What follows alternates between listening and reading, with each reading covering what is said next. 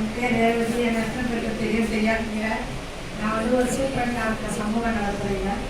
நான் இந்த ஆர்டிஐக்கு வந்து ஒரு வருஷம் தான் ஆகும் போது தான் 2 வருஷம் ஓடி போச்சு. எப்படி போச்சுதே எனக்கே தெரியும்.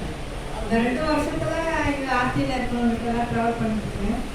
காலையில் ஃபோன் எடுத்த உடனே தலைவரோட மெசேஜ், வைஸ் மெசேஜ் எல்லாருக்கும் பார்த்தீங்கன்னா நமக்கு எல்லாரும் வாழ்க்கை சொல்கிறாங்க. தனிப்பட்ட முறையில் ஒவ்வொருத்தருக்கும் இப்படி அனுப்புறதுன்றது பார்க்கவே ரொம்ப சந்தோஷம்.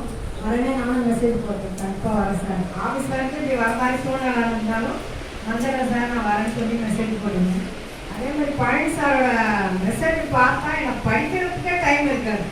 அந்த அளவுக்கு மாவட்ட ஆட்சியர் தலைவர்லேருந்து அனைத்து அலுவலக அதிகாரிகளுக்கும் முதல்ல வணக்கத்தை சொல்லி அவங்களோட டைப் பண்ணுறதை பார்க்கும்போது பக்கமாக இருக்கும். என்னோட வேலை நிமித்தமாக நான் ஓடுற வேகத்தில் நைட்டு தான் வந்து பார்க்குற மாதிரி இருக்கும். அவரோட சேவை அதோட மாதிரி நிறைய பிரச்சனைஸ் எல்லாம் அவர் பார்த்துக்கிறாரு. மின்கம்பம் ஒன்று பிரச்சனையாக லாஸ்ட்டாக பார்த்துட்டேன், அது உடனே சரி பண்ணியிருக்கிறாரு. நிறைய பசங்க ஸ்கூல் பசங்களுக்கெல்லாம் நேரடியாக வீட்டுக்கு போயிட்டு இந்த பசங்களுக்கான உதவிலாம் நிறைய பண்ணியிருக்காரு. நம்ம அவரோட வழியில் பின்பற்றி நம்ம அவர்கிட்ட கற்றுக்க வேண்டியது நிறைய இருக்குது. வாழ்க்கை வயதில்லை வாழ்கின்றோம். நன்றி, வணக்கம். பல்லாண்டு வாழ வாழ்கிறேன். அருமையாக பேசுகிறாங்க ரேவதி மேடம். அடுத்ததாக திரு யோகா முனுசாமி அவர்கள் திரு சே பழனி அவர்களை வாழ்த்துறை வழங்குமாறு அன்புடன் அழைக்கிறேன்.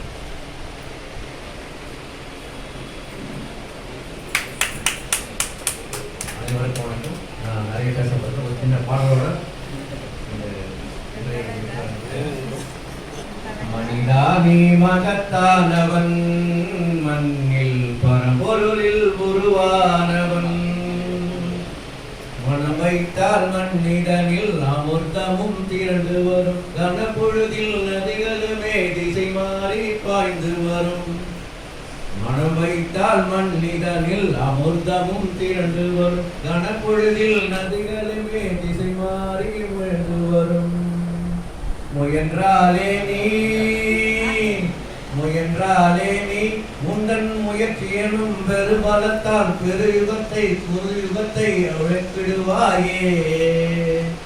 மனிதானி மகத்தானவன், மண்ணில் பரம்பொருளில் உருவான